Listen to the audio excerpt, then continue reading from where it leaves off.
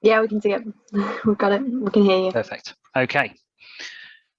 Right. Good evening, everybody. Welcome to my RYA Shorebased Instructor Pathways webinar. So we're going to run through a few bits and pieces that I've put together and prepared, and then we're going to have a Q&A session towards the end. So if you've got some questions, if you want to use the Q&A box to type those in there as we go along, but do give it time, because some of the content I'm going to go backwards and forwards a little bit on. So it might be that I answer your question a little bit later in the presentation. So so we're going to get straight into it. It's a topic that has been quite popular recently, I think, with the amount of sort of working from home and having to find outlets that have a basis in the boating element of what we do in the Sea Cadets. The shore-based piece has had quite a good airing. Obviously, the governing body, the RYA, who perpetuate the schemes, they have given it a really good push as well. And obviously, back in 2020, we did a big push with the ENS, the Essential Navigation and Seamanship course, for cadets and some volunteers as well. So it has been a hot topic, and it's really great to see so many people have got a real interest in finding out more about it. So so yeah, let's get into it. So I'm going to cover all the different elements to the shore-based instructors. So that's the navigation instructors who deliver the shore-based navigation and seamanship courses, and that's from essential navigation all the way up through to the Yacht-Master theory, and there's a Yacht-Master Ocean as well. But also we're going to touch on the short course instructors, because they are shore-based instructors as well, and I think there is some relevance there. So those courses are things like sea survival, first aid, radar. There's a handful of them there that are listed on the screen. So we're going to look at those, and we're going to look at the short course instructors first. So there are a number of short courses, and I'm going to focus on what we do in the Sea Cadets and why we do those ones, but also reflect on the other ones as well. So we do have interest in the first aid courses, so the first aid instructor, and then the SRC, or the VHF license, some people call it, but the short range certificate for using a handheld radio. So the marine radio assessor instructor course as well. So we use those in the Sea Cadets, but there are also the other four: basic sea survival, diesel engine. There's an offshore personal survival course, and there is radar as well. So short courses are designed to train people in specific skills, a bit like what we're doing in the Sea Cadets with the training spotlights. We're trying to highlight a specific topic and upskill people in that particular thing. The RYA have been doing it for years with their shore-based short courses, easy for me to say, and that's what they're designed to do. So there's quite a limited range as to what each instructor can teach within those. But I think it's really important through this whole evening of looking at these shore-based instructors to put it all in the right context. So, you know, we're here to help the young people. We're here for young people's development, for youth development, and giving them a head start in life. And the boating is a vehicle to that. So it's that old adage of we could do anything, but we can't do everything. And it's important that we put that in the right context when we look at all of these things. We want to provide opportunities which might look like qualifications, and that goes for young people, but it also goes for volunteers as well. And we want cadets and volunteers to have a chance to develop an upskill. So we're going to focus on those courses that have impact. I think having first aid qualifications, having good radio qualifications have a direct impact. And I think the other courses, they have a part to play, but I think they sort of pop up when they need to, but they're not necessarily something that have a direct impact on the day in, day out, week in, week out Sea Cadet experience, and therefore we have to prioritize and concentrate on those a little bit. So we'll look at the marine radio assessor first. Prerequisites for being an instructor in that: you've got to hold the operator's license. You've got to be an RYA instructor in a practical subject, and you've got to have done a course called the Teaching in the Classroom course. So that's an RYA course about delivering in a theoretical environment, and I'll touch on that a bit later on. And you also have to have completed or observed the short range certificate course in the last 5 years. And just going back to the first point, holding the SRC or GMDSS operator's license. So they're two different things. The GMDSS one is a more involved one, whereas the SRC is this specific course. And if you meet those prerequisites, you can attend a 2-day course and then qualify as a marine radio assessor. And then you have to revalidate that every 5 years. And it's a really important course to us because communications are fundamental to our safe systems of training. So SRC is very relevant to our coastal venues, where if you're using a VHF, a marine band VHF, you need to hold that certificate. The training has value wherever you are, but actually it's, you know, it's good practice, whether you're using the short range sort of walkie-talkie style radios, or indeed for one of our inland boat stations, we've just purchased VHFs, but they are locked to certain channels which you only use inland, so they don't require the operator's license to use them because they're locked into an internal system. So really important course. And what tends to happen is that the assessors do a lot of the assessing these days. So for those that don't know, hopefully you do already, because we've been doing this kind of e-learning, lockdown, stuck on the internet, staring at a screen thing for quite a while now. Our focus on some of these RYA courses like VHF, like Essential Navigation, is through our e-learning platform, and that's called Sea Cadets UK. It's an RYA training centre online, and we're all about trying to make this easy. So doing the marine radio training course through the online learning platform, and then having marine radio assessors around the country available to run the assessments after people have done the training is the most effective way of delivering it. So that's what we're focused on. But if there are opportunities locally for assessors to run a course face-to-face as we get back to that, and then do the assessments as well, then we're all for that. So so it's in the mix, but we have our preferred methods because we know we can support them. We know they're sustainable, and no matter what happens in the local scene, we know that we can continue to offer that. So on to the other one of the short courses that we see as having a direct impact in the Sea Cadets. That's the RYA First Aid course. So that's an 8-hour, 1-day first aid course, and it's delivered by an RYA First Aid Instructor. So the prerequisites for that, first aid at work, or one of the offshore first aid tickets, or be a practitioner in the medical trades, a doctor, a nurse, a paramedic, something like that, and have completed the RYA First Aid certificate in the last 5 years. And this is a theme. So there's a lot of recommended, there are a lot of prerequisites and recommended reading, but one of the key things the RYA like is, even if you are vastly above and beyond what you're going to be teaching, they want you to have still experienced the course that you're going to be delivering, so you get the gist of it, so that you're not just you can't misinterpret the syllabus and such like as well. So RYA First Aid completed in the last 5 years. A short range certificate, it's the RYA instructor in a practical subject again, so already an instructor, someone who has that teaching competency and the RYA speak, if you like.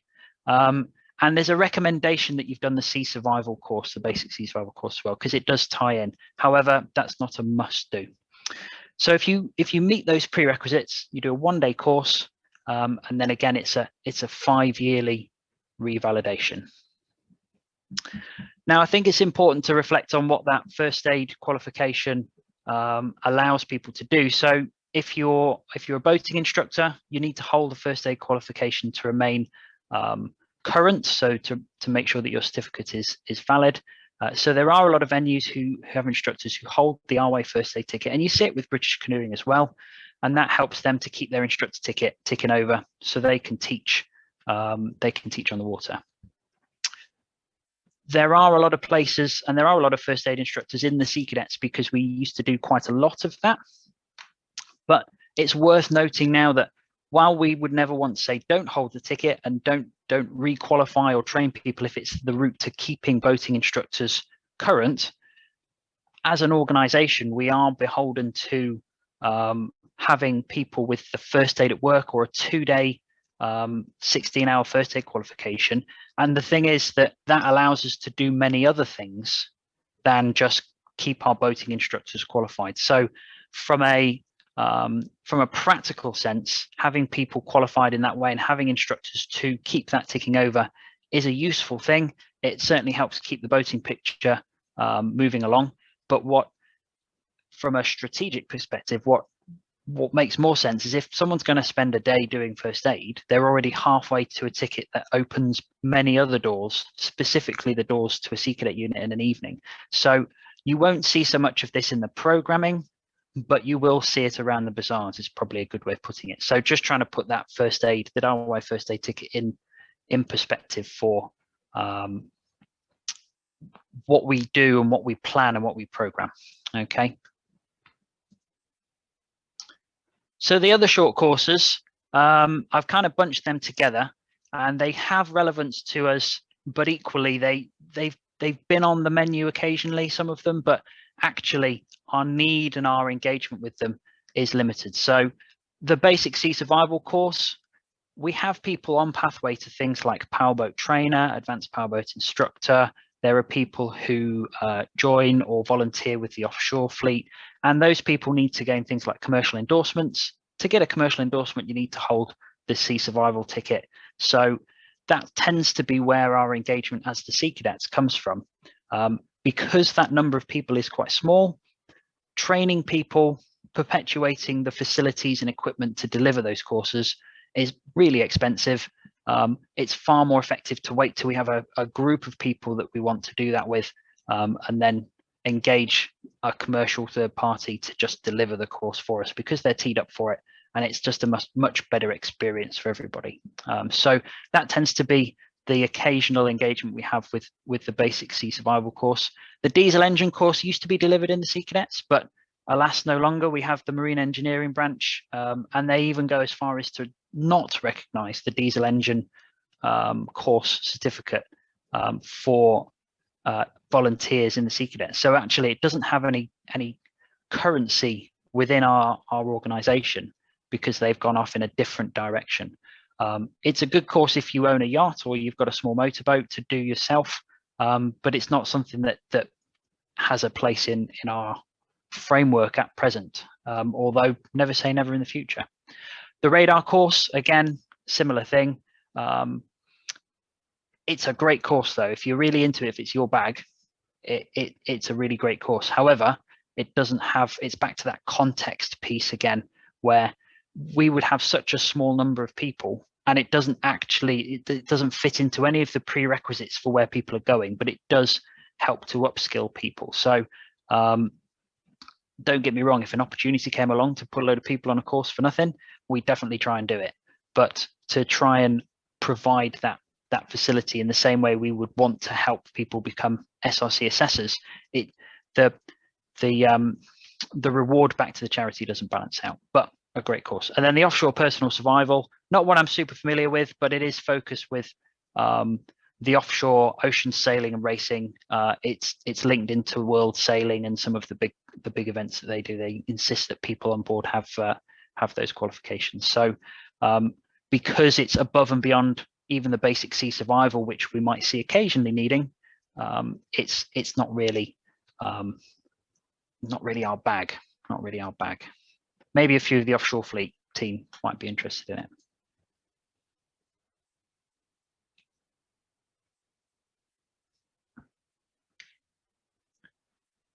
So that's the shore-based short courses out the way. We're going to focus on the shore-based navigation courses for the rest of the presentation. So I thought it'd be handy just to put up on the screen, what does the shore-based proficiency route look like? And you can see the navigation courses across the top. Now, before I talk about those, just in the bottom right, there are 3 courses that I've put a red box around, and those 3 are courses that I haven't talked about already, but they are shore-based courses that have some impact on what we do in the Sea Cadets. So PPR, Professional Practices and Responsibilities, is an online course that we do provide through Sea Cadets UK. Again, it's not taught by an instructor, so it's not relevant to this presentation per se, but it is a shore-based course, and it's one of the things you have to tick off on your route to getting commercial endorsement. So that is available through Sea Cadets UK for those that want to take it. And you know, we make sure that it's available and signposted for people on a path to things like advanced powerboat instructor, etc. The Kevney test, that's learning about how to navigate on the inland waters in Europe. So we almost never do that as an organization. So you can take it, we don't offer it. It's a little side route. Actually, I don't know whether there may be any changes in that with Brexit and such like, but yeah, that's the Kevney test. And then the last one is safe and fun, and we churn those through in normal times quite high, because you have to do the safe and fun course as part of your dinghy or windsurf instructor pathway. Okay, so it's one of the prerequisites: complete the safe and fun e-learning course. And again, that's through our Sea Cadets UK platform. And it's good to know that we put loads of those through, because it means we're putting loads of people through instructor training, and we're, you know, really looking forward to doing that again as the restrictions ease. So if you're already a dinghy instructor and you want to do something like your senior instructor and you've never done safe and fun, the system picks you up and you need to then go and do the safe and fun before you do that. But it's a worthwhile thing, because you know, it's always worth remaining current and competent with safeguarding, which is what that is all about. So that's those courses in the corner. Just looking at the navigation courses above. So we've got the Essential Navigation and Seamanship course. And we'll have a little look at how that fits into the proficiencies and ties into the practical boating along with the other ones. But that's been really, really popular. As I said earlier on, we do like to run it through the learning platform, because that is a sustainable solution regardless of what's going on around us in the world and what's going on at local level. That doesn't mean it can't be run as a shore-based course face-to-face. You can see they've got the little logo. There's a house there next to the computer screen, and that little blue round logo. But we know that we're always able to make sure cadets can access it if we focus on the learning. So if you're a shore-based instructor, I know there's a few people on the webinar tonight listening who are already lucky enough to be shore-based navigation instructors. So delivering those locally is not something that we don't want to happen, but we will always use our limited resources to best effect, if you will. Okay, so that's our getting people into knowing what it's like to be dealing with things like charts, tides, voyage, etc., etc., etc., as well as some of the safety issues and thinking about some of the early skippering skills. That goes through into the day skipper theory course. I've heard some people liken day skipper theory to level 2 sailing, day skipper to level 2 sailing. I think there's more theory in it. I think it does it a disservice. And where essential navigation is second class in the navigation specialization, day skipper is first class for cadets. So it's a pretty good step up.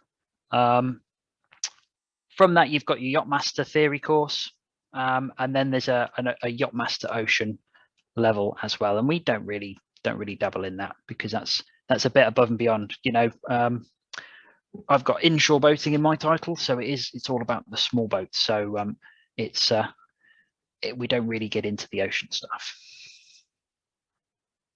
It wouldn't be a shore-based presentation without a picture of a boat on a rock, and I don't think I've ever seen any shore-based session where there hasn't been a picture of a boat on a rock. So I thought I'd better put a picture of a boat on a rock in this presentation.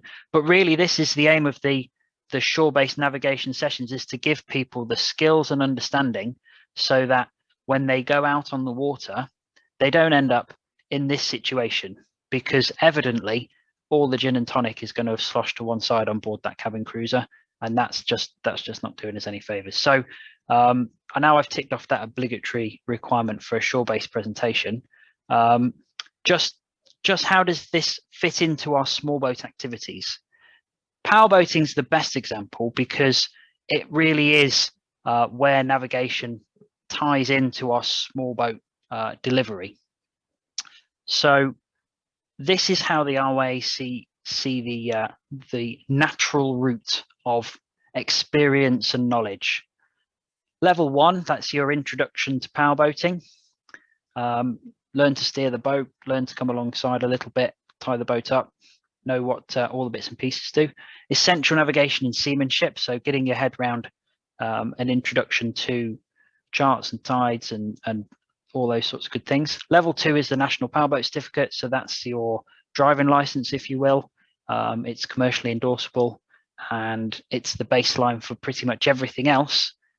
Day skipper, theory, and then the intermediate day cruising course, and then Yacht-Master theory, which leads you into the advanced powerboat course. And once you're an advanced powerboat ticket holder, you can then complete the prerequisites to become an advanced powerboat commercial endorsement holder, or certificate of competence, and then the commercial endorsement. So that's just how those theory sessions fit in. When it comes to the other activities like dinghy sailing and windsurfing, essential navigation is described as the baseline minimum coastal requirement for a dinghy, windsurf, or powerboat instructor. Okay, that's where they went with it when they moved from having an inland instructor and a coastal instructor to just an instructor. Okay, they removed it. So if you do your if you do your powerboat instructor or your dinghy instructor inland, say at Thrapston or at Crosby or somewhere like that, then you will still be the same instructor in theory that you would be if you did it down in Plymouth or somewhere like that. Okay, so essential navigation and seamanship has a real prominence for us in particular, because it's a really good point to signpost for those potential instructors to upskill, make sure they haven't got any holes or fewer holes in their knowledge. So to be an RYA shore-based instructor, the prerequisites are to hold the Yacht-Master Certificate of Competence or be an RYA Advanced Powerboat Instructor. Since 2019, you also need to hold the Teaching in the Classroom certificate and have completed the Yacht-Master Theory course in the last 5 years. And that's a 2-day course that has a pre-course knowledge check on it. Okay, so there is just one shore-based instructor award, and it is pretty hefty. So it's that Yacht-Master Certificate of Competence or an RYA Advanced Powerboat Instructor. It's revalidated every 5 years, and that's a fairly new thing, because shore-based instructors used to be, you know, once you've done it, it's sort of self-perpetuated, but it's revalidated every 5 years. There are some things to consider,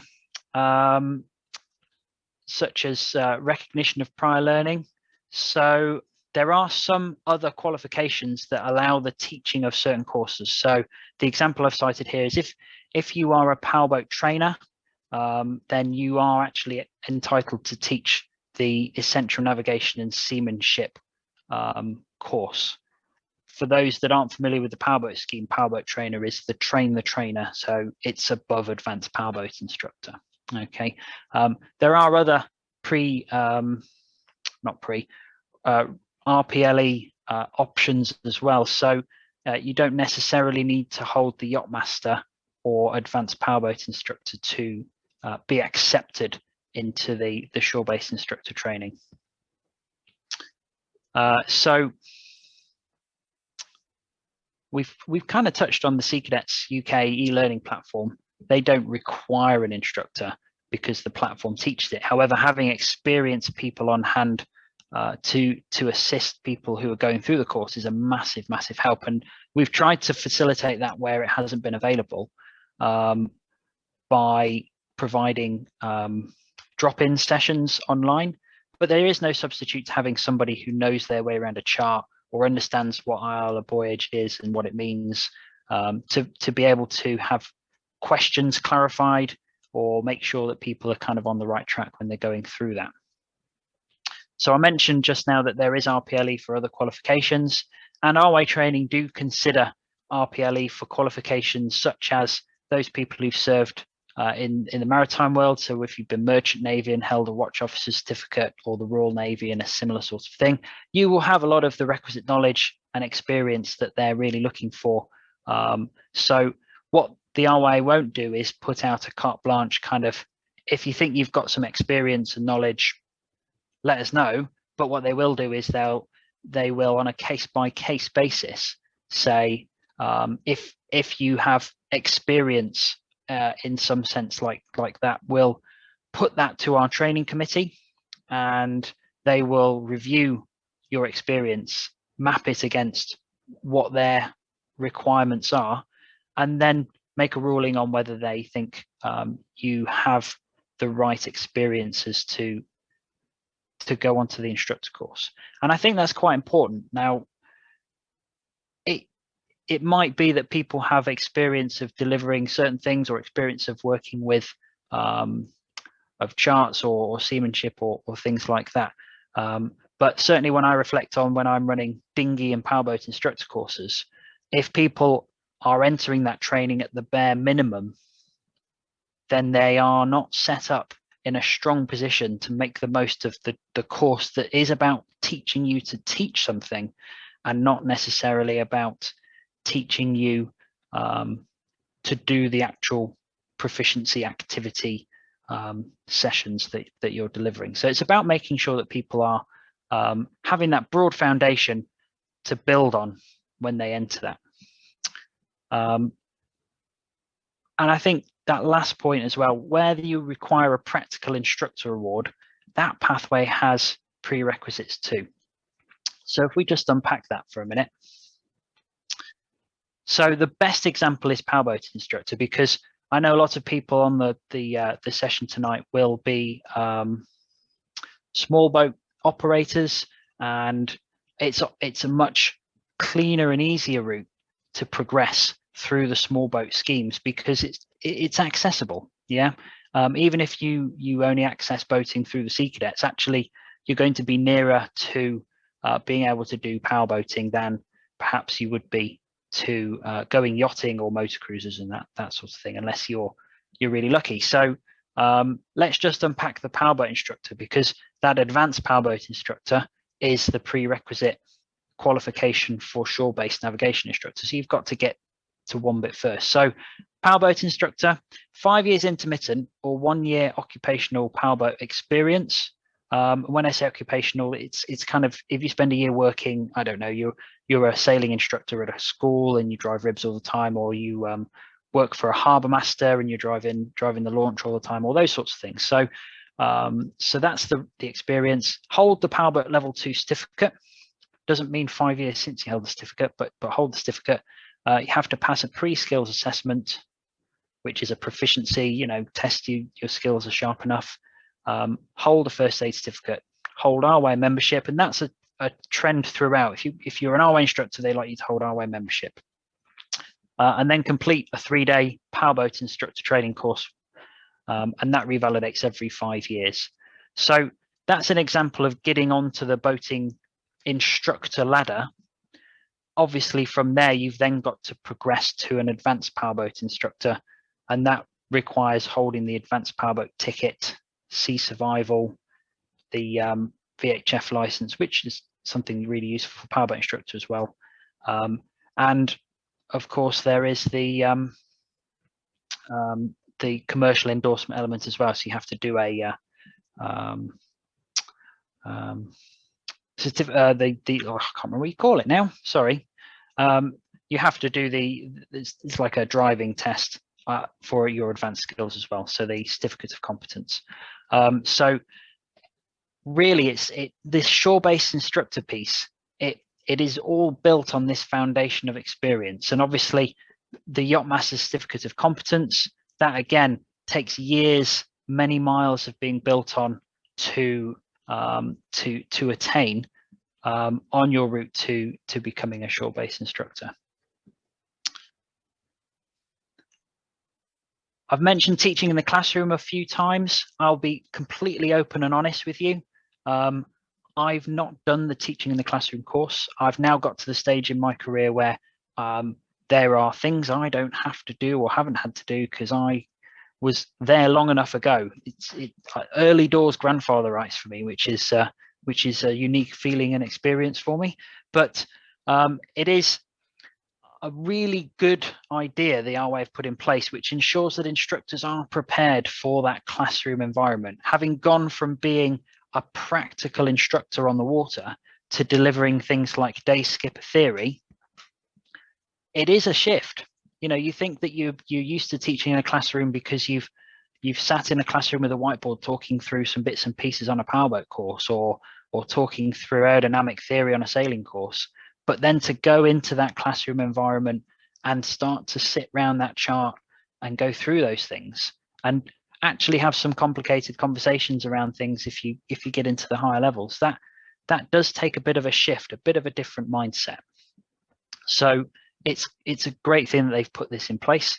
There's a pre-learning module and then 1 day of training, and then after that you've got that prerequisite ticked off. At the moment they are delivering a lot of this stuff online, so like a lot of things, it's shifted. They were running them at set dates in certain places, but both the shore-based instructor course and the teaching in the classroom course have both been moved to the online environment for the foreseeable future. And that was, I checked that before the announcement on Monday. So what they will plan to do in the not too distant future is a bit of a mystery, but they will at some point return to that face-to-face element. And some of you will already be RYA instructors. Maybe you attended the RYA training conference earlier in the month, but Richard Falk, the training manager, the head honcho of RYA training, if you like, he indicated that they were very keen to learn the lessons of this period and make sure that we apply some of these new skills, some of these new opportunities through virtual, but that there was a great intent to move back to face-to-face with RYA training, because that essentially is what it is all about. And I think rightly he perceives it will be something people want to do, because we have been missing that face-to-face element all this while.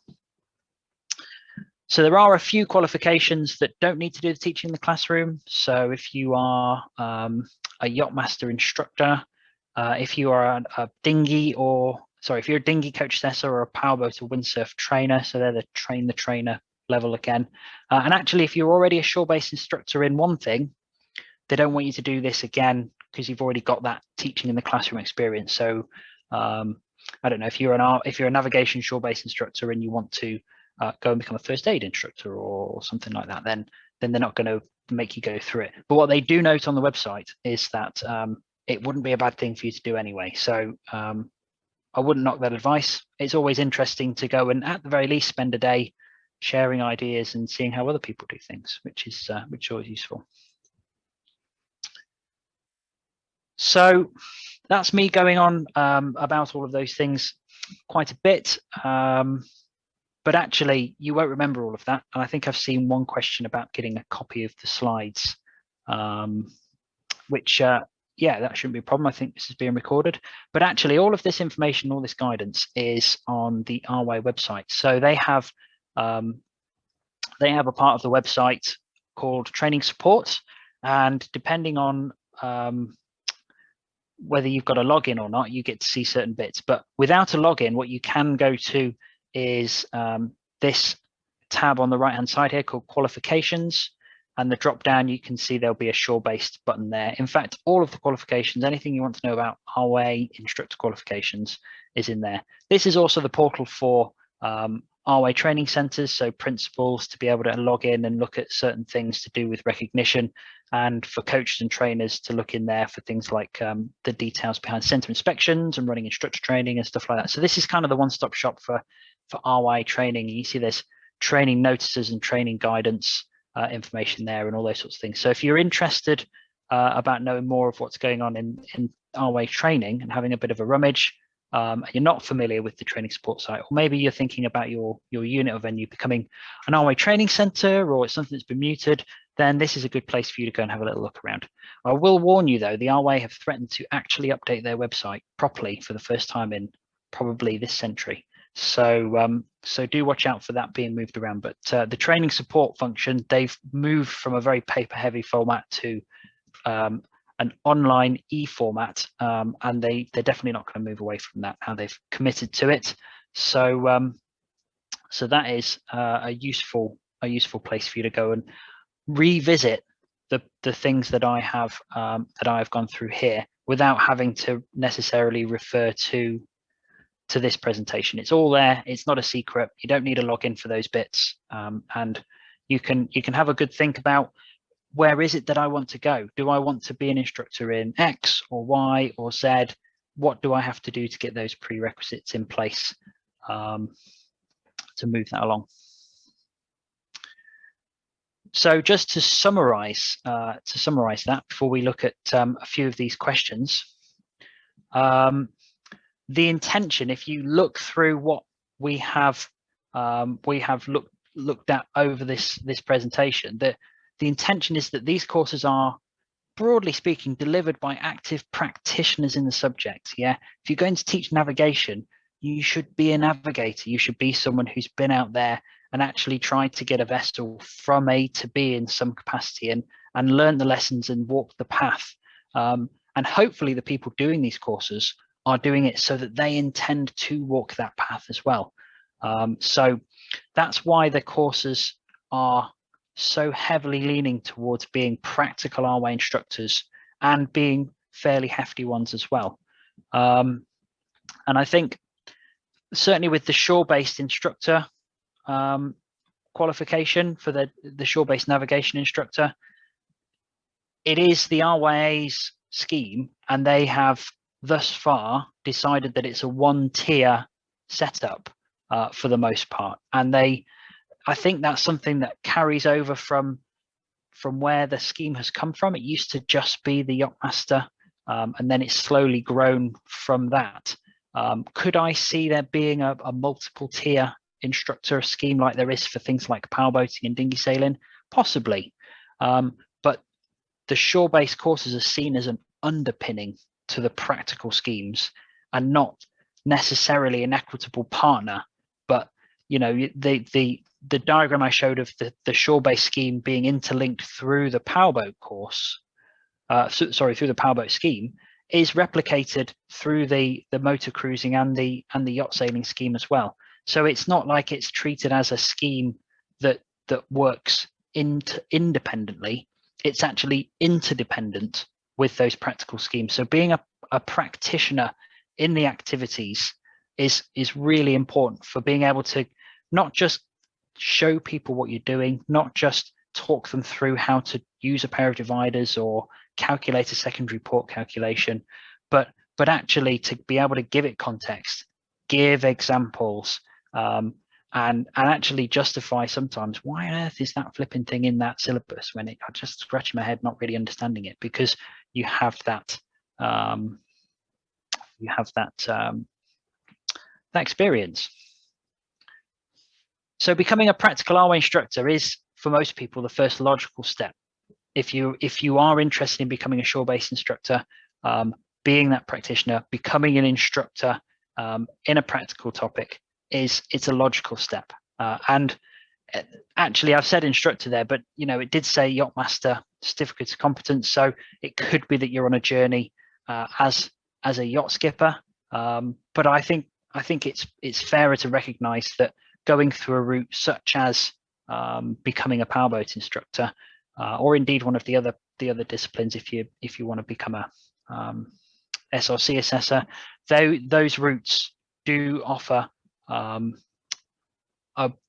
the most straightforward journey to it. You have to hold one of those certificates, and it's a fantastic thing being a boating instructor, and boating is a fundamental part of the Sea Cadets, and we'd welcome more people to progress into it, and we absolutely want to make sure that those people who are already instructors are able to make the most of it, for sure. So as an organization, if we do want to deliver things like shore-based instructor training, it's not something that we put on our own program. We have people to deliver ourselves. It is kind of a an outsourced subject. So like the shore-based instructor, that's run by the RYA. So we do outsource it through third parties, and I've touched on that with the sea survival as an example as well. And that's based on the requirement and demand. So if we think we need more shore-based instructors, or we see there's an opportunity, you know, if we had, I'll pluck a figure, but let's say if we had half a dozen or more people who met the prerequisites, had shown a really strong interest in delivering this and wanted to become a shore-based instructor or a marine SRC assessor, then yeah, we're game for trying to make that happen. But what doesn't work, and what we've done previously over the years with things like advanced powerboating, and actually the Yacht-Master theory became a little bit like this as well, where the courses were available year in, year out, year in, year out. And some years you got loads of people through the course, and it was really valuable because those people went on to have a significant impact. But there were lots of lean years where we either didn't get people keen to come through and it wasn't very effective, or we had people coming through who either weren't ready or weren't going to take that on and have a positive impact with it. It was just opportunistic, or quite fancy that, and we want to have a little bit more emphasis behind it, rather than it just being an opportunity for the individual. So it's about that limited resources piece as well, isn't it? So that's kind of me bringing that all into a natural point of conclusion. So we're going to look at the Q&As and see what questions we've got there. I've seen a few things come in. Yeah. Just before we jump on some of those, if you do have questions, if you want to ask about anything to do with this webinar, if you want to ask about anything to do with RYA training in the Sea Cadets, or if you want to ask me anything about boating, these two email addresses on the screen. We've got the inshore boating generic email inbox. We've been a bit short-handed, so we haven't been as super quick on that as previously, but we're getting there. And then my email address below that. I'd be happy to hear from you about anything to do with boating. So yeah, thank you. Right, we've got quite a few questions on the teaching in a classroom. So does the level 3 teaching qualification count in place of teaching in the classroom course requirement? That's interesting. I think level 3 teaching qualification, it might do. One of the get outs is if you're a school teacher. So I think we'd have to double check that. But if there were people who were ready to enter it, we would be happy to ask the question on your behalf. Yeah, I think there's a good chance. That doesn't mean that it isn't a worthwhile experience, though. Yeah, we've got another one that asked. They've obviously got a teaching qualification. Yeah. Okay. So yeah, if you're a teacher. If you're a qualified teacher, so like a PGCE and you know that sort of stuff, then you don't have to do the teaching in the classroom. Yeah. Does L&D count as the leadership and development? Will that allow them to? No. So the problem with our internal courses is that it's part of our quality assurance framework, if you like, for within the Sea Cadets. It's not something that's externally verified. So the RYA, they won't recognize it because it isn't something that has some kind of external verification. It's all through us. So unfortunately not. Does the Sea Cadets provide the RYA teaching in the classroom course via online learning? No, the RYA have kept that fairly much within their own abilities to deliver it themselves, as far as I'm aware. So no, we don't provide it as part of our standard package. The courses that we do provide are Essential Navigation and Seamanship, the Marine SRC course, that's the training course because you have to do the assessment with an assessor, and then PPR, which is a professional practice and responsibility, and the Safe and Fun, which is the safeguarding for dinghy and windsurfing instructors.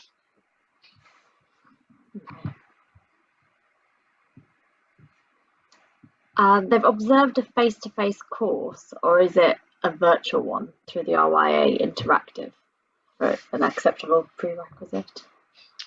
Yeah. If that is RYA Interactive, if it's like the Essential Navigation and Seamanship course that's delivered by the platform, then that isn't observing the course, it's observing a system delivering the course. So I don't think that counts. If, however, you've observed an instructor delivering in this virtual sense, so over a Zoom call as part of blended learning, or a course that's delivered online, I'm not sure if we're quite at the stage where they're delivering them totally virtually, possibly. But yeah, if it's delivered by a person, I would say yes. If it's delivered by the system, the computer system, like our Sea Cadets UK is, then I wouldn't say that is, because it's about observing the course being delivered and getting the vernacular and the flow to it. And if they've done the course more than 5 years ago, so they did their theory more than 5 years ago, is there any, what do they have to do? Do they have to do the full course, or do they have to observe it? Good question.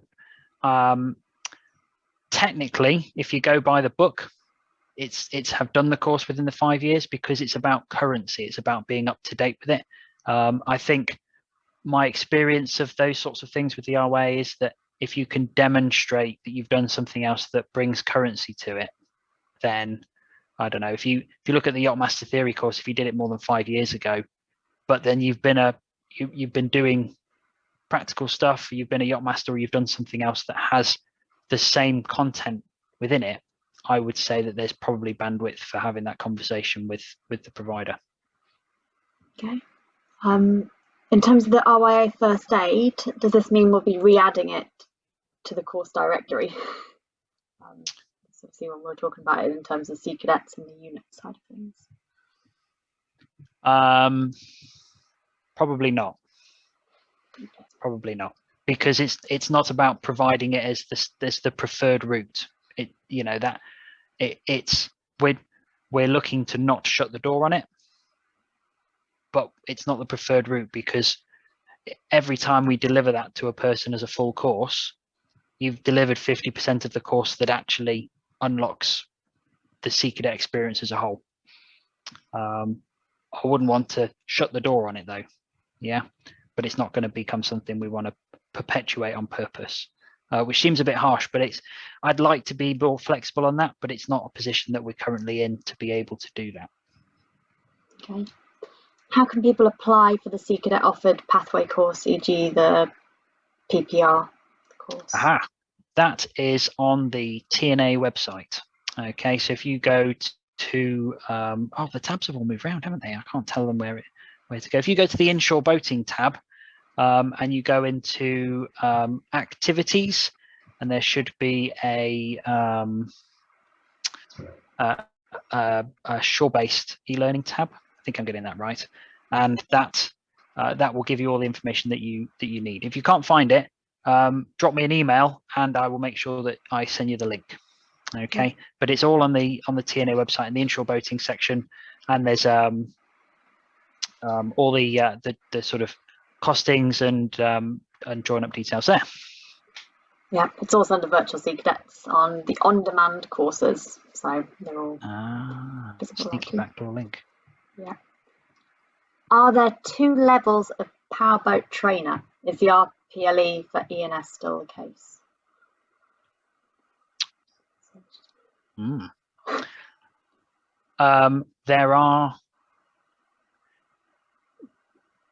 There are 2 levels of Powerboat Trainer, but it's new, and they haven't quite squared that yet.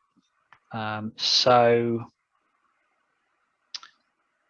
that's an interesting question. I'd have to speak to Rachel at the RYA as to where they want to go with that. I don't think they've thought about that yet. So effectively, they're moving to there being a full trainer. So you've got to be full commercial endorsement. You can do up to advanced instructor and all those sorts of things. And then there's like a level 2 trainer coming in where you don't have to go through quite so many hoops to get to becoming a powerboat trainer. My expectation is that the prerequisite knowledge is still going to need to be quite high, still going to be orientated around the Yacht-Master offshore. So I would speculate that either trainer is probably going to cut the mustard for delivering this, because it's about the commercial endorsement and the teaching the night courses that's going to be the big difference between the trainers. The background knowledge and the underpinning expectations are going to be fairly high still behind that. So that's me speculating a little bit. If we get to a stage where we have to sort of have that conversation with the RYA, if they haven't published it by then we'll have to see what they say about it. That would be a good first world problem to have if we've got some new trainers and we want to get them through that. I look forward to that. Okay.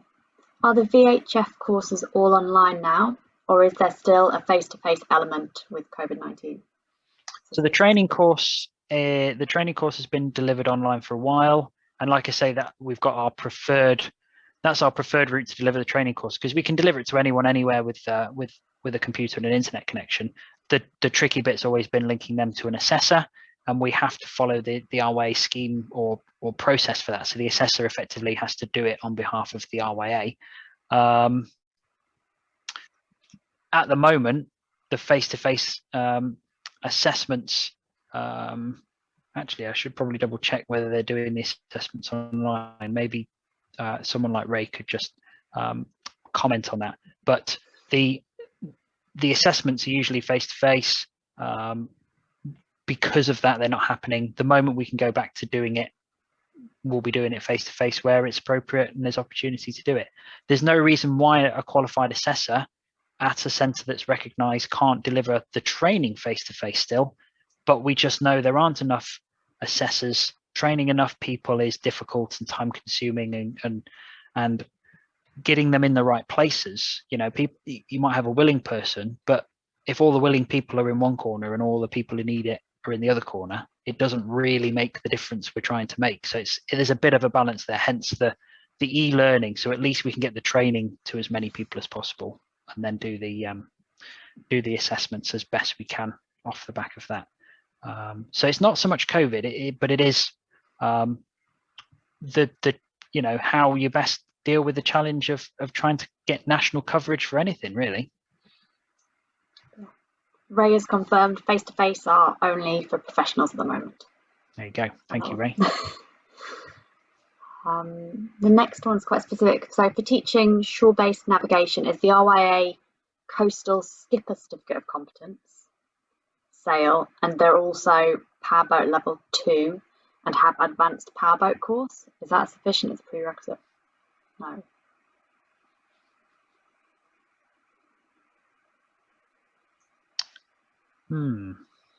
Yeah. We would have to check. I don't. Is that right? Are you sure that's not day skipper certificate? Because you can get a commercial endorsement for day skipper, but coastal skipper's the one that's kind of below the Yacht-Master coastal. Yeah, so it's the one that you can have assessed without having an assessor on. Ah, right. Because it's become Yacht-Master Coastal, hasn't it? Recently, they rebranded it. I think they still do both. I certainly did. No, it's Yacht-Master. They've changed it to Yacht-Master Coastal and then Yacht-Master Offshore and then Yacht-Master Ocean, if I remember rightly. Because everyone wants to be called a Yacht-Master, don't they? It's all about the sell. Cliff, we'd have to check. Drop me an email and we can ask the question. I'm not sure. I'm not sure you're quite there, but we can ask the question. Yeah. Is there any additional training space requirements for a RTC to deliver shore-based courses?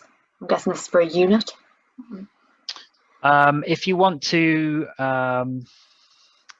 be a recognised training centre of any capacity, the details for becoming a recognised training centre are on the training support site.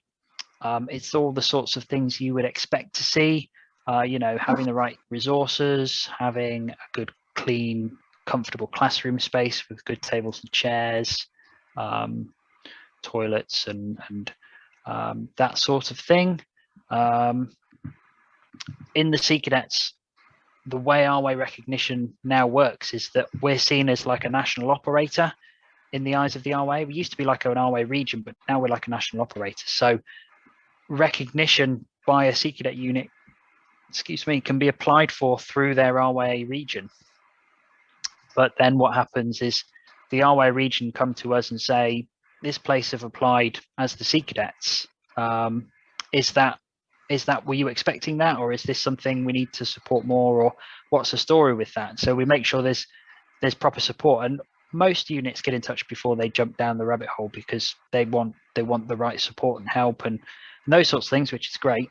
And then if the application goes forward, the cost of that is covered by the central charity. So we're just going through the process of getting those now. So it's at no cost per year to the units or venues, but it is at a cost to the central charity, and it's actually quite good value, because what we used to have to do is organise all the inspections. I remember my first year in the inshore boating office, and I went off all around the country doing 12 or 13 RYA inspections over the year, and normally I get 3 from the region, so it was a bit manic. So it works quite well, but it does mean that we're a stakeholder. We're interested in whether places are recognised to do these things, whether that be shore-based dinghy sailing or whatever, and if that's an appropriate use of their resources and time, if it's sustainable is the most important topic. So if you're interested in recognition, I'd urge you to get in touch with me, and we can talk about it.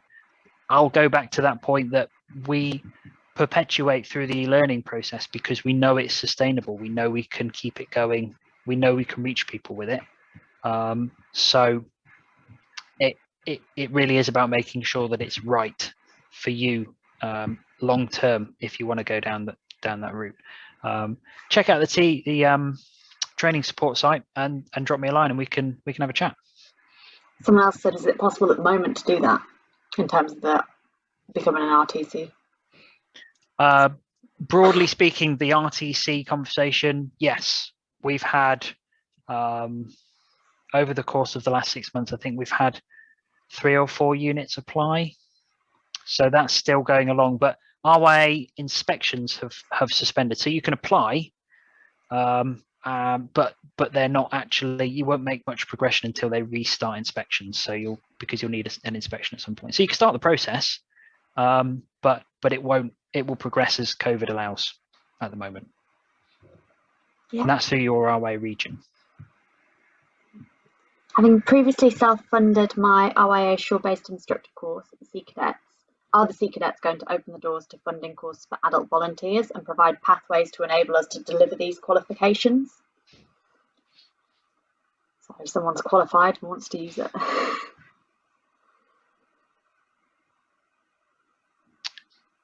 Are Sea Cadets going to open the doors to funding courses for adult volunteers and provide pathways to enable us to deliver these qualifications?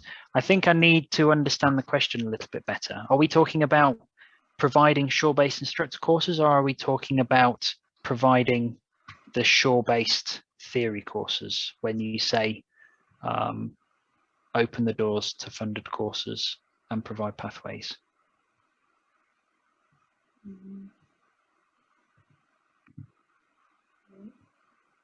I can unmute them. Go for it. They don't know what they're prepared.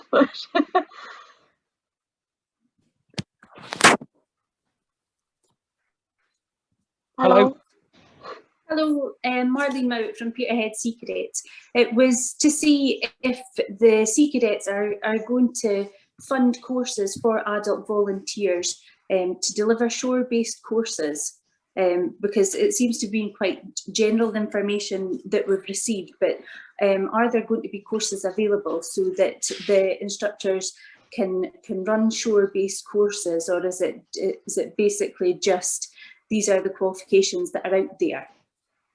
So this is about providing the instructor training. That's the question, isn't it? Yeah.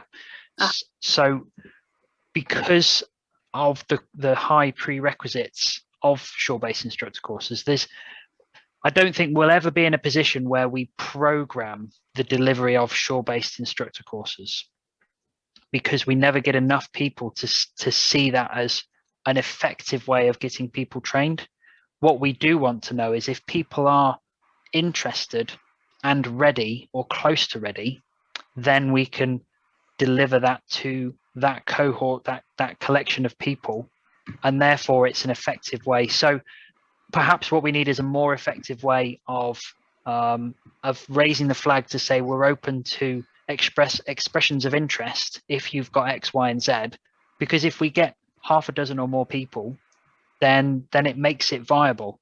To just put it on the program and hope there are people, that's the trap that we've fallen into a lot in the past with so many things, and I don't think it would work for shore-based instructors. So if this presentation's about outlining, what is it and what would you need to be looking at it, and then hopefully people can go away and think about it and work towards it, and then let us know if they are interested and are there or close to meeting the prerequisites, and then we can look at doing it. Because what we did last time is we had a group of people, we spoke to the RYA, we got someone to come and deliver the shore-based instructor training, and we got that group of people through, and we have, apart from the odd ones and twos, we haven't seen that again.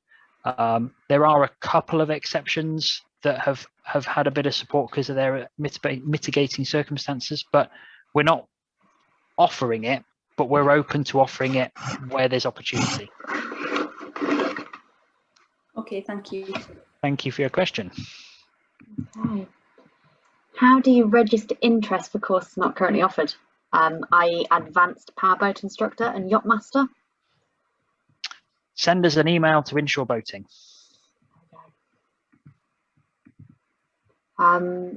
Where can I get more information regarding RPLE? I have full STCW certification in GMDSS, Shipmasters, Advanced First Aid, Sea Survival, Offshore Civilian Aviation Radio Operator, and a whole host of other bits and pieces. Yeah, I can keep going. They contacted the RYA some time ago and advised that MCA Class 2/1 Master's certification was non-transferable for any of these courses.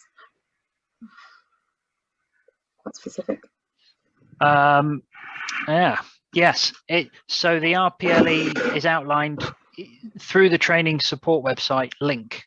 If you go to qualifications and then choose the shore-based instructors, that should go through what the prerequisite qualifications are, but also have a link to where their RPLE list is. What they tend to do, because there's quite a few routes to that, is they cite a couple of examples, but then encourage you to get in touch with the RYA training department to talk through it specifically. If you've already talked through it specifically with them, it might be that you've already been round that loop, but that is the only loop. It's on their training support website, and if it doesn't tell you what you want, you have to speak to them. If you struggle to find the link, I'm more than happy to help you with that. I'm terrible at trying to describe where to click on websites, yeah, more than happy to help you find that if you struggle with it.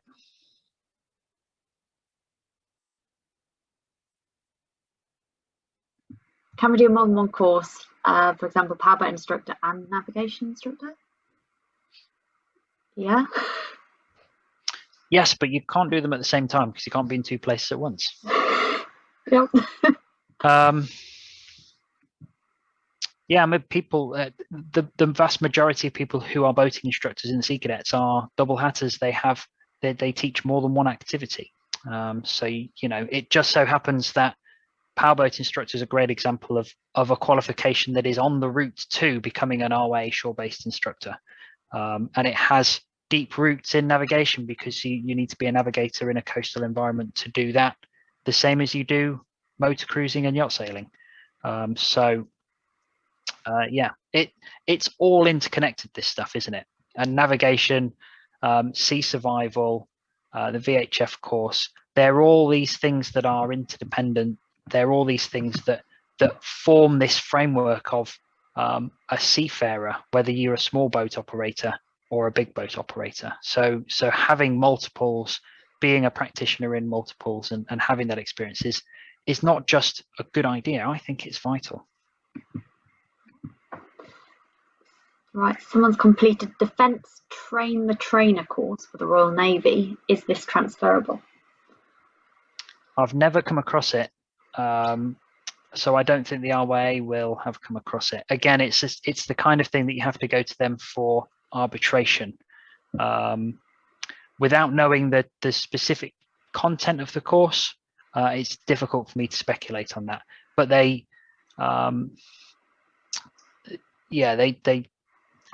tend to go for some of the sort of Royal Navy, watch keeping tickets and things like that for the prerequisites, less so for the teaching certificates. But I don't know. I need to know more about it. It sounds like it's quite involved. If it is as involved as I think it is, I think there could be a case for having that recognised. But it's the RYA's train set, and being an RYA instructor is about being an ambassador for them, whether you work for somebody else or you work for them or you're a volunteer or whatever. But it always comes back to them if it isn't an RYA ticket leading to an RYA ticket, because that's kind of how the scheme works. So yeah, be happy to find out more for you. That's kind of interesting because I've not come across that one before. Okay. Where I'd completed the pre-assessment for dinghy instructor and attended week 1 of the dinghy instructor course, but COVID caused the cancellation of week 2, would I have to redo the pre-assessment?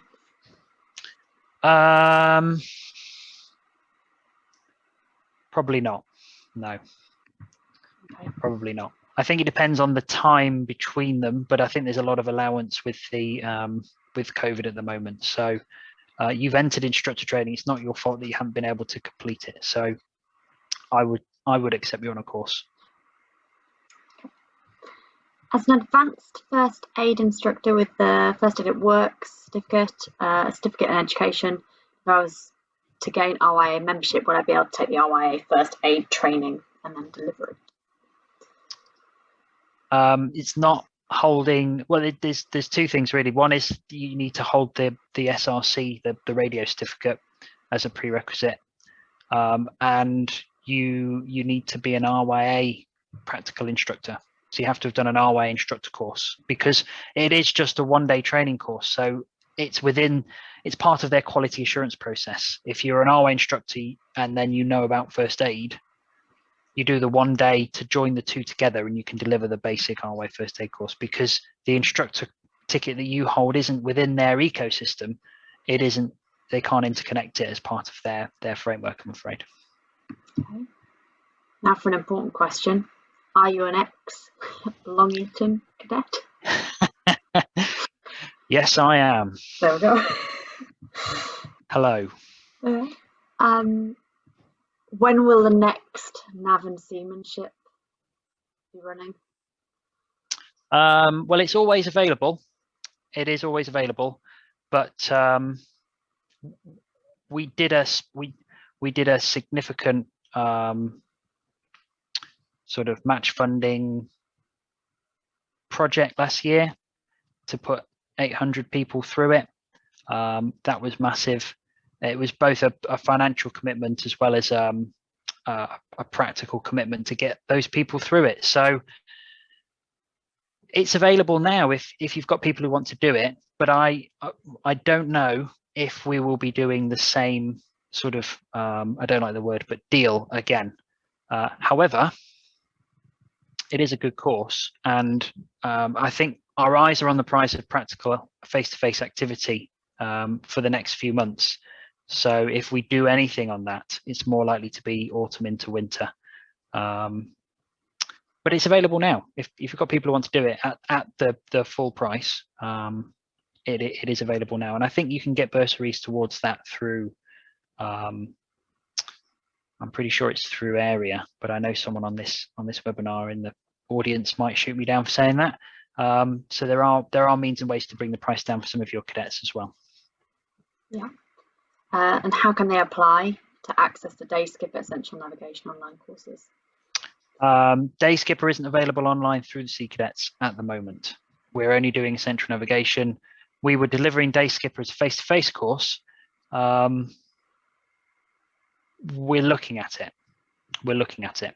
Like I say, our eyes are kind of on that face-to-face, go on the water, do boating kind of course now, or courses. not just one course, many courses. But I think the future of day skipper theory wants to be a multiple of options. I don't think we should stop offering it in a classroom environment. I think it deserves, it needs that kind of opportunity. But I think some people will take to it in a bite-sized, bit-by-bit chunk kind of way through online, or actually that I think there's a real sweet spot for that kind of stuff through a blended delivery. And I was talking to one of the boat station managers about that today, because they've got some aspirations as we get back to being able to be in classrooms and in buildings and all those sorts of things to deliver those sorts of courses. So I think it's something that we should have made some decisions on moving into the autumn this year. Yeah. There's a couple of people on the same one on this. So we pushed the essential navigation last year. They have lots of cadets now at intermediate navigation. Will there be a follow-up for the cadets to access the RYA day skipper theory so they can gain their advanced navigation?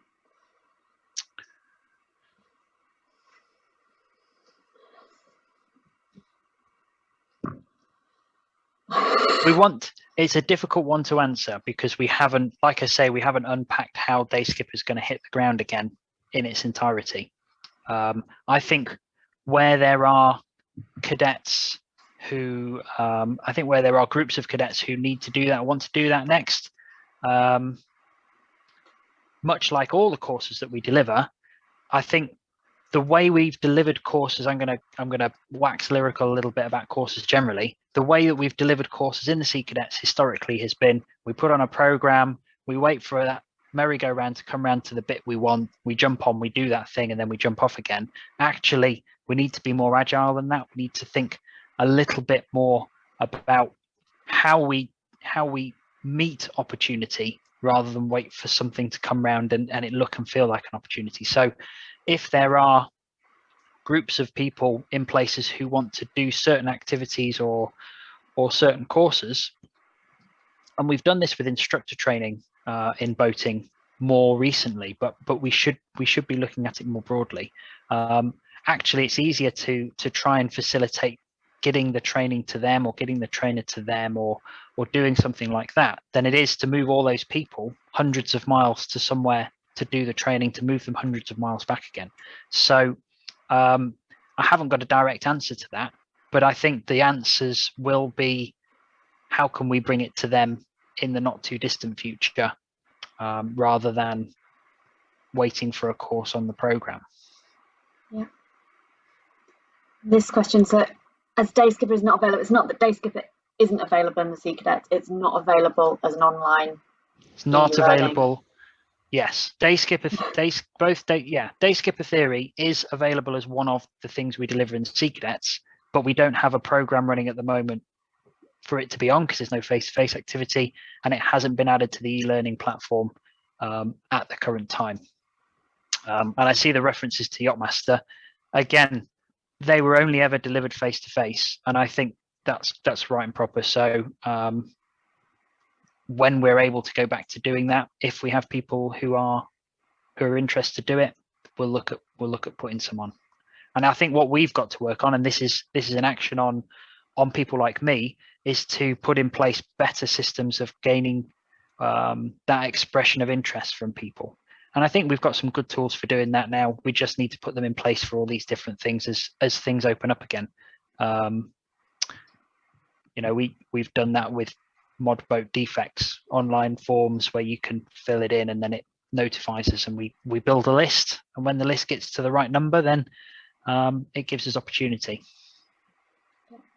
Confirmation, bursaries are through the training managers for any other courses there. Perfect. Is the SLC course available virtually anytime soon? I'm assuming this is the course rather than becoming an instructor.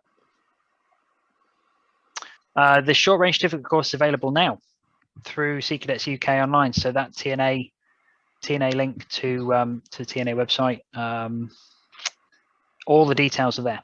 All the details are there. So you can take the training course, but then to do the assessment, you'll have to wait till you can join a group of people and do the assessment with an assessor on a simulator. So yeah. Who do I register with to get on Yacht-Master courses through the Sea Cadets? If that's Yacht-Master practical courses, Yeah, that's a big boat question. I'm in the small boat department. we do them offshore, in which case, but it's generally been when we've had people that have come through internally that have needed it on that one. It's not that we offer Yacht-Master prep courses or anything like that. Yeah, I guess it's very much outside of the scope of what we do to deliver the Sea Cadet experience, I guess, because it's such a narrow bandwidth of people going on to the Sea Cadet yachts, which are crewed by people as the day job. So we're focusing our resources in other areas. Any plans to deliver advanced powerboat courses through the Sea Cadets in the future? There are no plans not to, but there are no specific plans in place. We have a couple of venues that we can access that if we need to, and we have things in place. It's that demand and supply thing again. If there are people who are genuinely going to be in a position to do, I don't know, run the intermediate powerboat course regularly, or are genuinely on a path to becoming a powerboat trainer, then, you know, if we have enough people, we can run the training, and then that helps them on that pathway. If people are just interested in doing it because it sounds interesting, or they want to upskill, I think there are other ways, ways that are more aligned to what we deliver in the Sea Cadets for people to remain current and upskill, because herring round in a chartered 6-meter powerboat, burning petrol at a high rate of knots, only exceeded by the speed of the boat, isn't cost effective, and you know, we need to make sure that we do that in a measured fashion. So yeah, we're working on lots of other things that upskill people. So yeah, it's demand and supply. If we've got people on that genuine path, we'll bring them together and we can deliver it whenever there is a need to. But we're not going to move back to a sort of programmed every year it's available just because we can kind of format for those level of courses. Yeah, this next one sounds great. At Sheppey unit, we have a fully operational ship simulator connected to a navigation suite. We feel this is ideal for shore-based training and navigation. Are we correct in this assumption? And would they need to get RYA approval to set up courses here? And they'd be willing to offer to others, units, instructors. Well, it sounds fantastic. Yeah. You know, a ship simulator is a really cool thing to have in the unit, isn't it? I think that might be the ship simulator that someone I know who works at the port where it came from kind of heard that it might be available, and then they blinked and it had been half itched and disappeared off to a Sea Cadet unit somewhere, which is, you know, kudos to you. So the question is a ship simulator relevant to the kind of navigation and delivery within the RYA syllabus? We train people to sail dinghies, to drive powerboats, to sail yachts, and you know, if they're really lucky, they get to join the crew of a square rigger or an offshore powerboat for a week. In that context, the ship simulator, it's a fantastic thing. It will teach an awful lot, but it doesn't necessarily directly correlate to the smaller boat navigation that's in the syllabus that's delivered to the shore-based training. So is it a great thing? Absolutely. Should you use it as much as possible and get as many local units to come down and use it as much as possible? Absolutely. Could you become a shore-based centre? Possibly, but I don't know that having the ship simulator counts towards any of the boxes you need to tick. It just helps to strengthen the whole overall picture of what you can provide. Yeah, and if you were a shore-based centre and you were delivering a shore-based RYA course, let's say Essential Navigation, and you didn't go in the ship simulator for a play, I'd definitely be disappointed.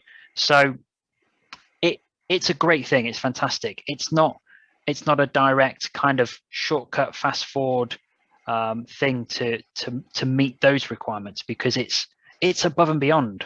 Yeah, it's above and beyond. It's a bit like you know, going to take your driving license in a hatchback, but then the simulator that you trained in was for a Formula One car. You know, it's a car, but it's somewhere else on the scale.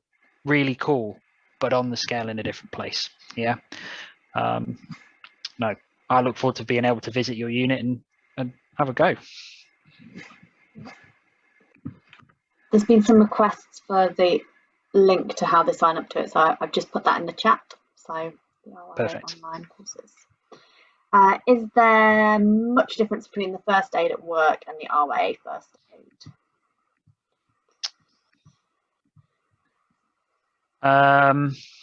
Is that the full first aid at work? Yeah. I haven't held the syllabus next to each other, but obviously first aid at work is a 16-hour 2-day course, and the RYA course is an 8-hour 1-day course. To be fair to the RYA course, the instructor should reflect on it being in the marine environment, whereas the first aid at work course is a more broad brushstroke. So obviously it's going to have parity, but I think the first aid at work is more comprehensive. There will be some bits that the RYA touch on that they don't, especially if you do there's a sort of is it Class C drugs? I think that's the right term, isn't it? Cat C first aid kit. Yeah, it's Cat C, not Class C. So there's a couple little bits. That's an added extra that you can do, but it's not a must-do part of the RYA course. Otherwise, it's a less comprehensive course from the RYA. It's meant to be minimal and accessible.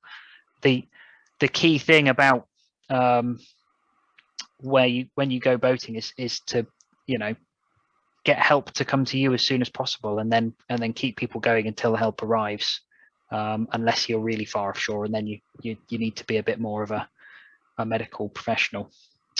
So yeah. The RYA also includes helicopter rescue, Ray's just said. Well. Cool. Thank you, Ray. And he's also confirmed the areas can subsidise £13 for the ENS course online. So I think that makes it about £36, if I remember correctly, with the bursary. My math's been atrocious today, so I'm not going to say no. Right, where are we? Will the RYA accept the amateur radio license? I don't think so. What are the requirements to become a powerboat trainer? This is a little bit off topic.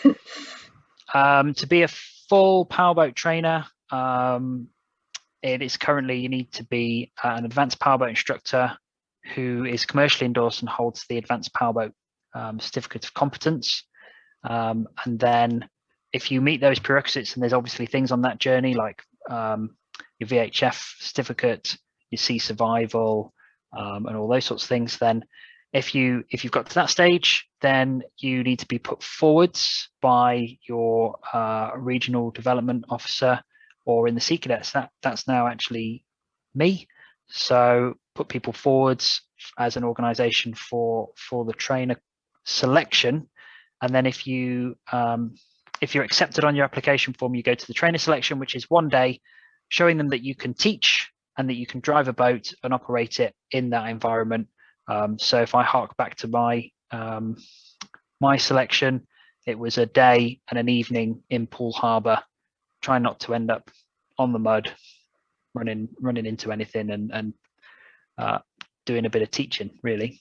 If you get through the selection, you're then accepted onto the Powerboat Trainer course, and that's a 5-day course going through delivering powerboat instructor training, and that includes doing stuff at night and teaching that as well.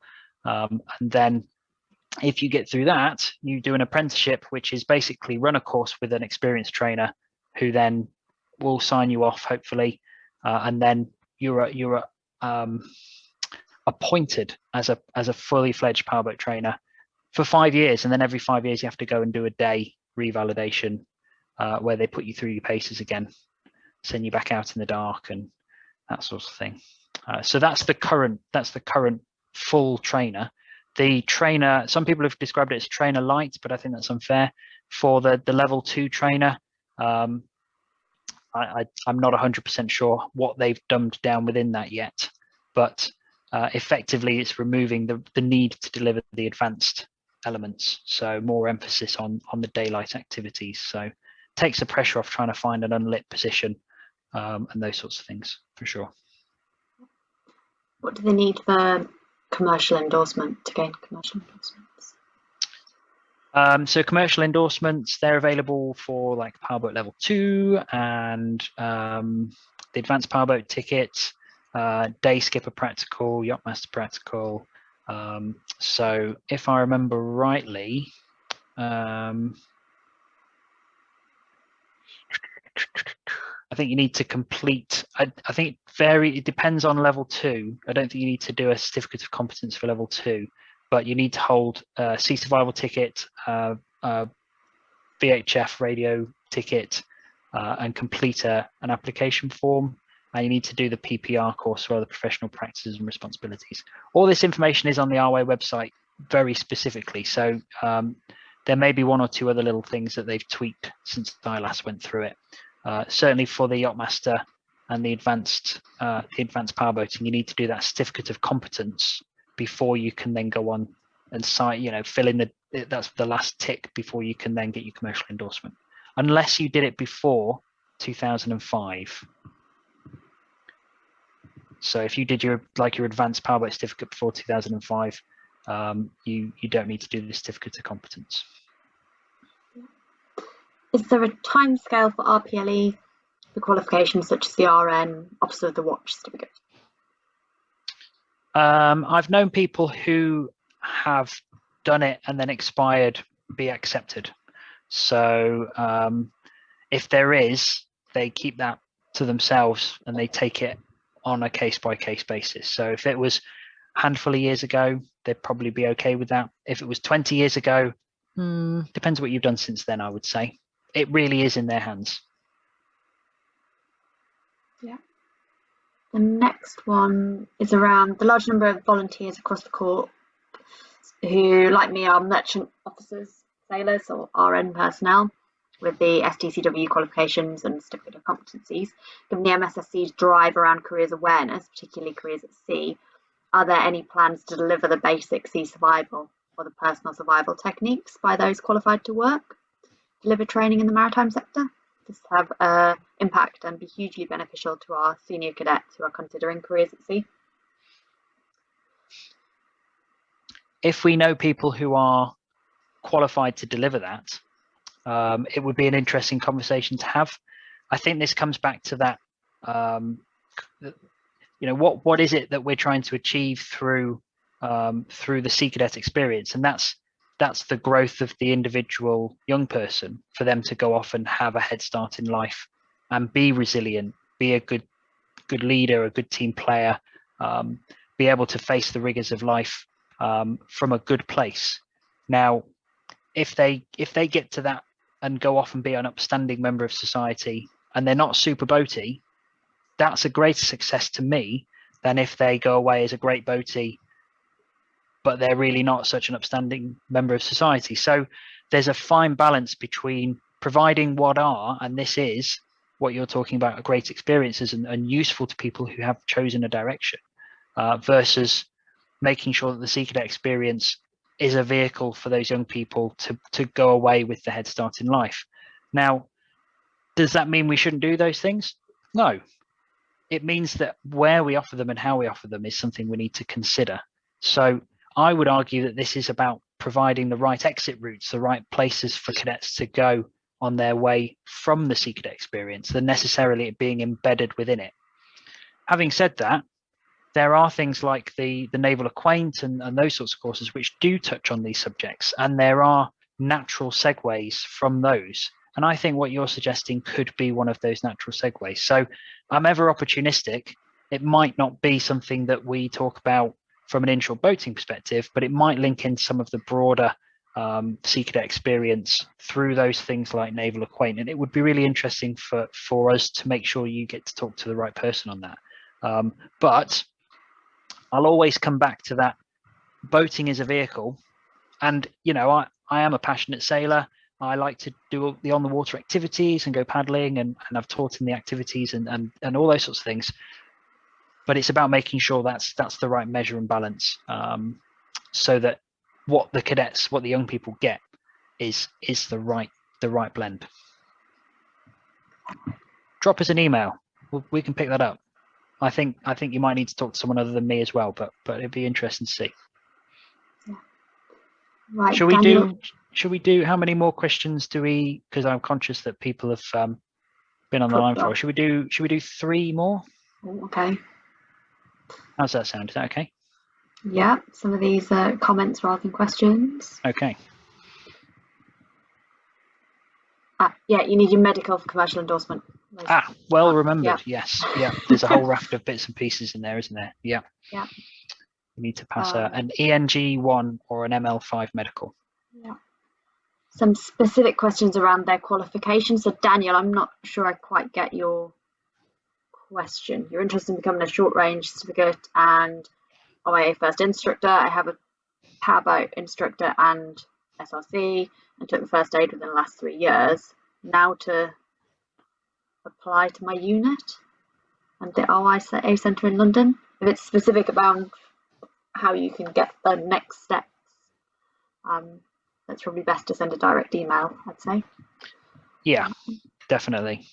Sounds like you're well on the path to the SRC and the first aid instructor though. Yeah. Yeah, Yacht-Master Practical you can do through the joint services if you're a uniformed instructor. Good one. Can an advanced life support qualification be used for RPLE?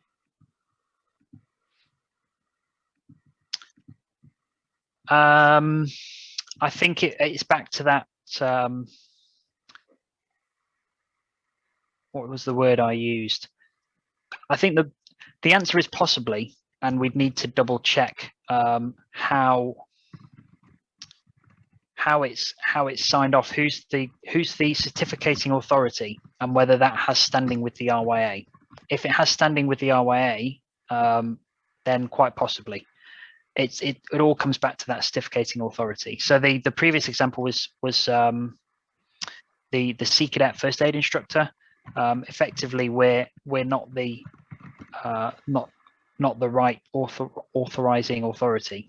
So that would be something we'd have to take up with the RYA to get a confirmation on. But I'd say there's a strong possibility that it would be accepted. We can but ask. And final one, if you're already an advanced first aid instructor, what are the prerequisites for the RYA first aid instructor? I guess that's going to be the Sea Cadets own. The prerequisites are as we've looked at already. So if you're an advanced first aid instructor in the Sea Cadets, I would say you already hold the first aid at work certificate or similar. So that's one of them ticked off. But the requirements remain the same. So you'll need to be an RYA practical instructor, and then the other, hold the SRC certificate, have done the RYA certificate within the last 5 years. Those are extant, and there aren't routes around that. It's their train set. It's their train set. There we go. Okay. And I think that's it. The presentation will be available online. We'll add it to the content library in the virtual Sea Cadets on the TNA. And thank you very much for joining us. Thank you for delivering it. No worries. Thank you everyone for joining us, and I'm really looking forward to us getting back on the water.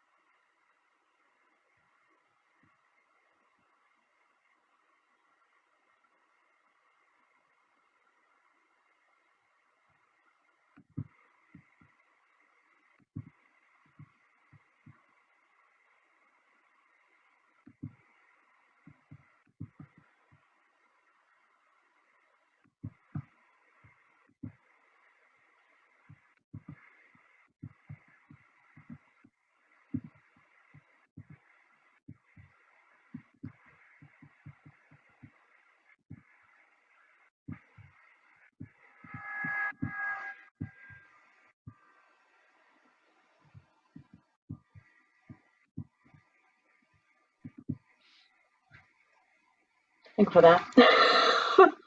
Thank you. Okay. Yeah, it kind of gives an indication of what we perhaps can do as alternatives to what we're delivering. Because actually that was focused on shore-based, but there was a lot of powerboat pathway type questions, weren't there? And Yacht-Master, which isn't something we offer because... No, but they are the routes to becoming a shore-based instructor. Be a practitioner. Yeah. Do the do. And then you can sit at home and wax lyrical about it. Yeah. I think navigation's seen as the route to being a virtual skipper, as we used to call them. Yeah. No.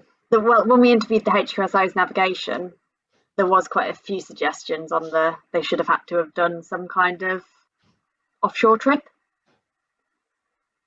Yeah. If you're wanting to do the day skipper theory, you should have done an offshore trip at some point and have comp crew, for example. Have done some practical element. Yeah. The thing is, if you're in the Sea Cadets, you should have done some practical boating. But it's a bit different, isn't it? I think. So I don't know. It might be me not knowing, but I think there is differences between offshore and inshore, depending on the course. So power boating versus dinghy sailing. I guess the theory that they do is there's a day sailing module in dinghy sailing. Intermediate power boating is Jack and Jill go around the headland,